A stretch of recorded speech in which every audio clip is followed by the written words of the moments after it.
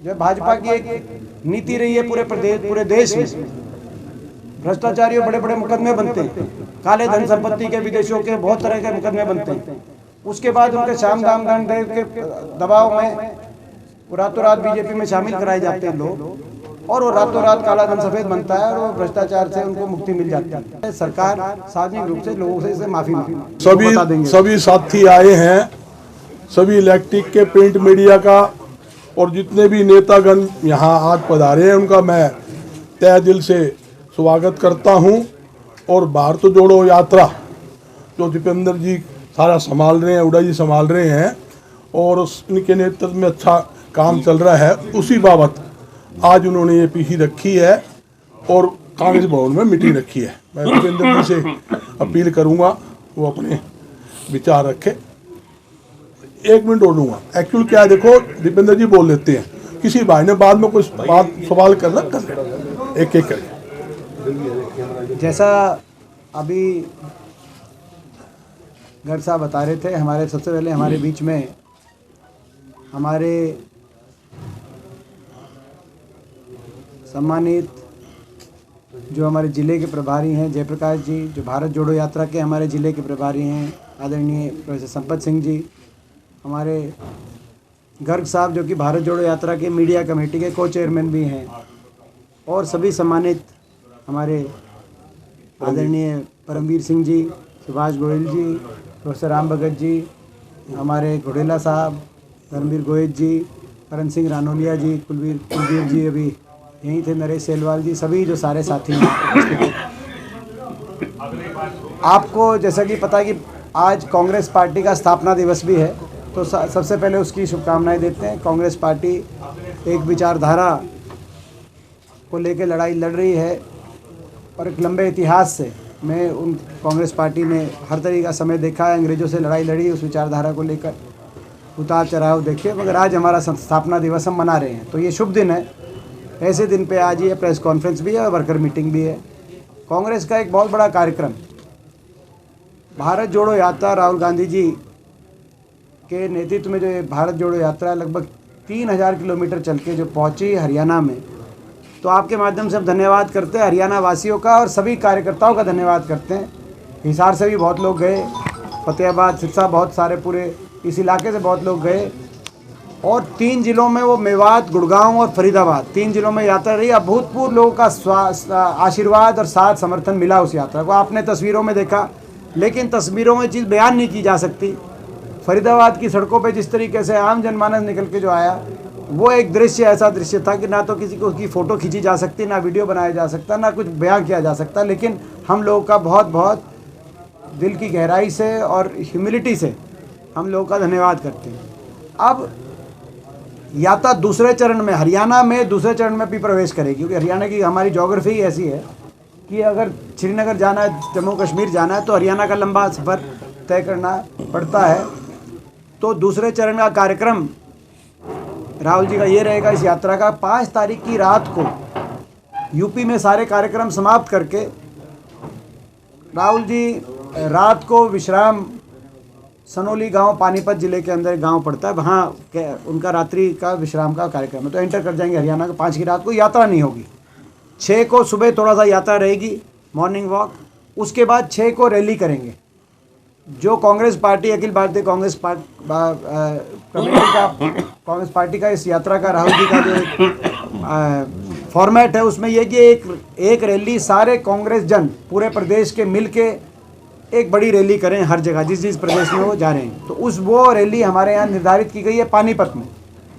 पानीपत में सुबह 11 बजे का समय है, मॉर्निंग वॉक के बाद। उस दिन दोपहर को कोई वॉक नहीं है। पानीपत में ये रैली की जाएगी, महारैली, आर पार की रैली, इसको कितनी बड़ी आप कह दो, क्योंकि जो लोगों ने अपना आशीर्वाद दिखाया, झलक दिखाई, उसको पूरी रूप में पानीपत की इस रैली के अंदर आप देख पाएंगे।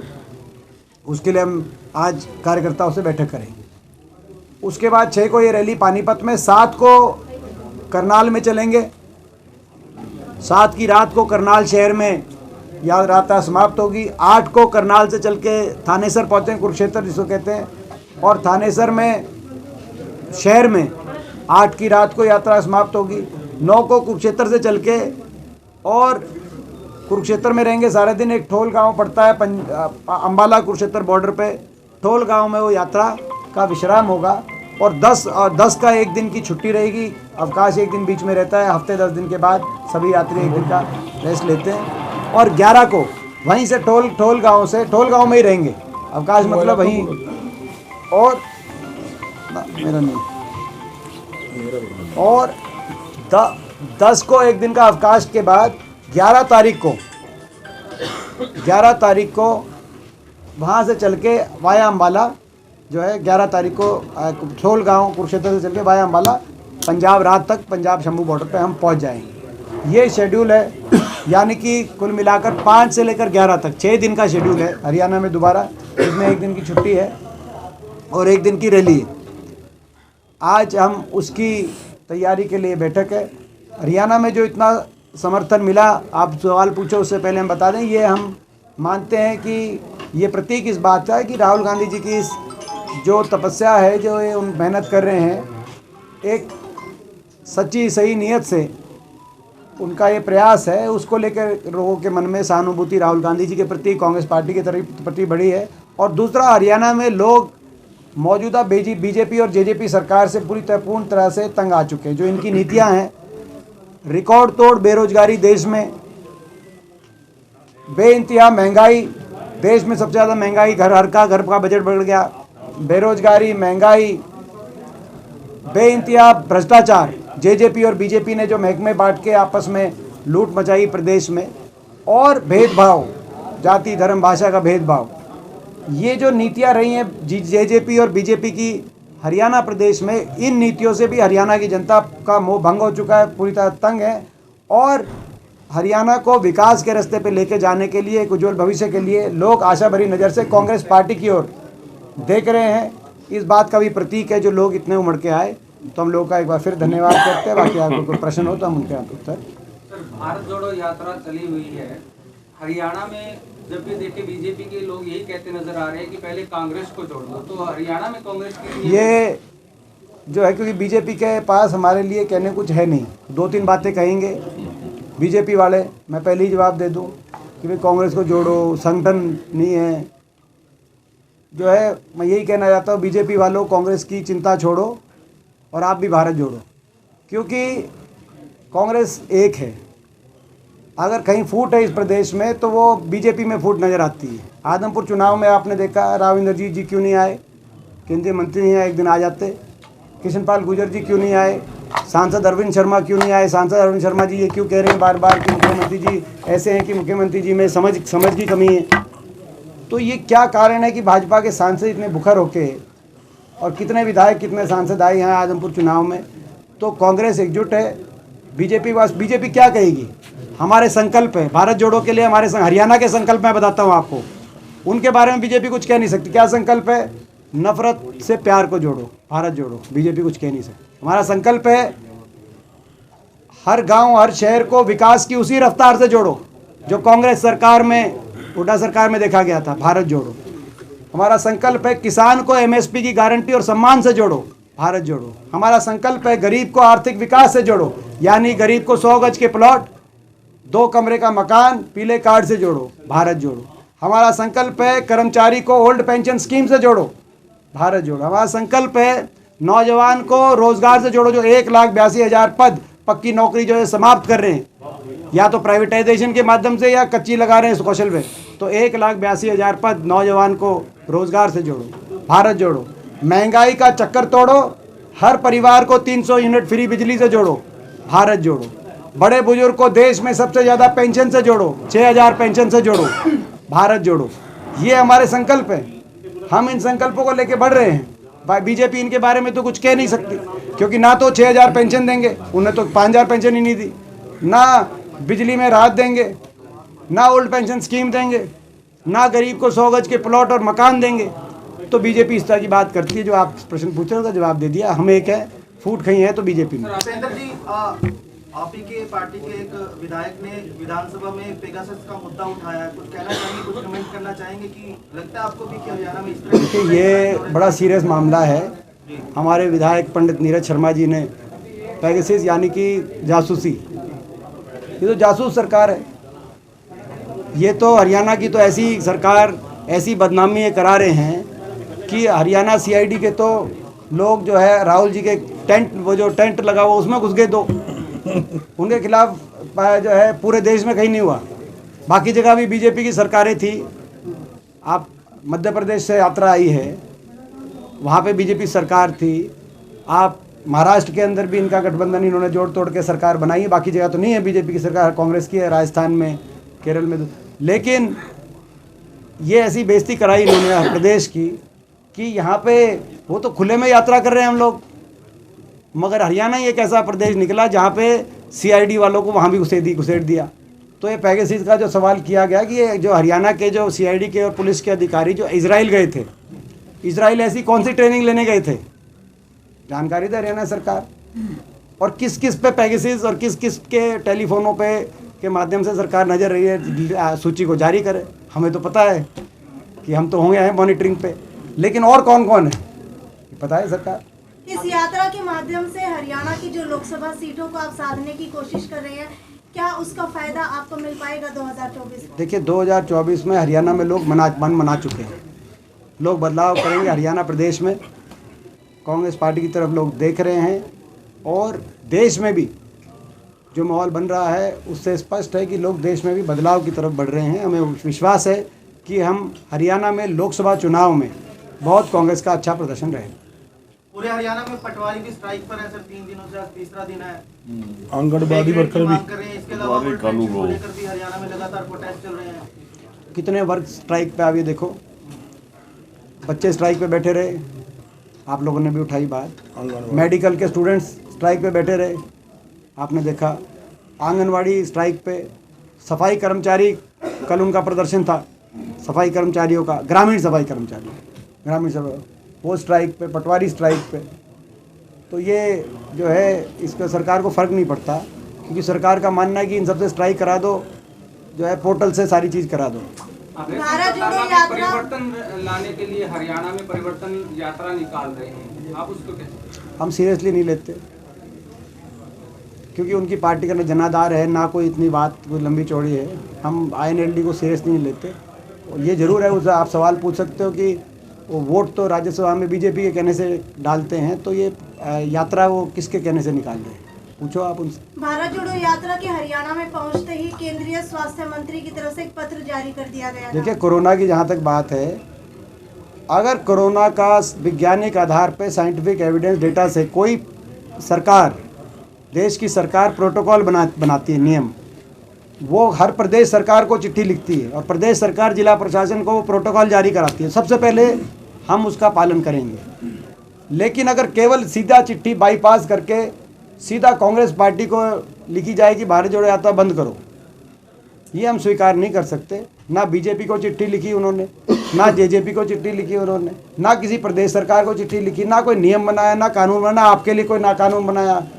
मगर सीधा हम पे कानून लागू कराना चाहें तो उनकी जो क्या नीयत है, क्या मंशा है, आप अंदाजा लगा सकते हो और उस बात को हम स्वीकार नहीं करते। सवाल जो पूरा भारत पूछ रहा है कि राहुल गांधी आदि बाजू की टी-शर्ट में घूम रहे हैं, उन्हें ठंड नहीं लगती? ये देखिए, वैसे मैं इसमें बताना चाहता हूँ,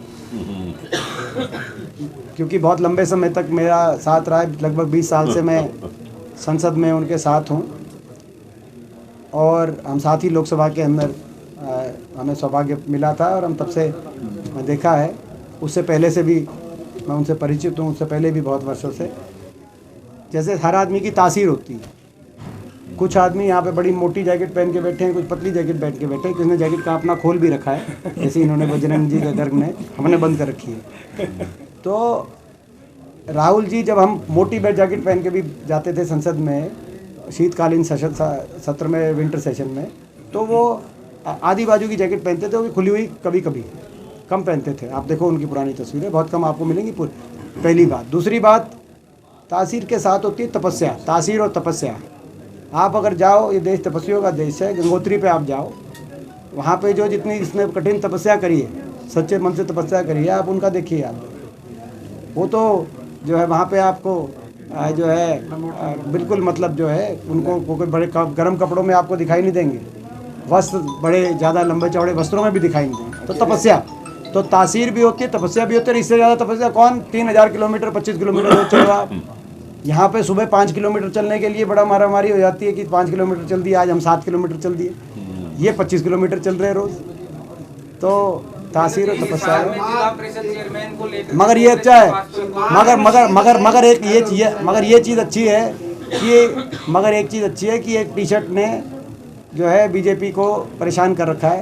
हम इस बात से खुश हैं। अच्छा ये बताइए, सलमान खुर्शीद ने राहुल को यात्रा चल रही है राहुल गांधी जी की, उससे बीजेपी को एलर्जी हो रही है, उसकी भी दवाई है कांग्रेस के पास?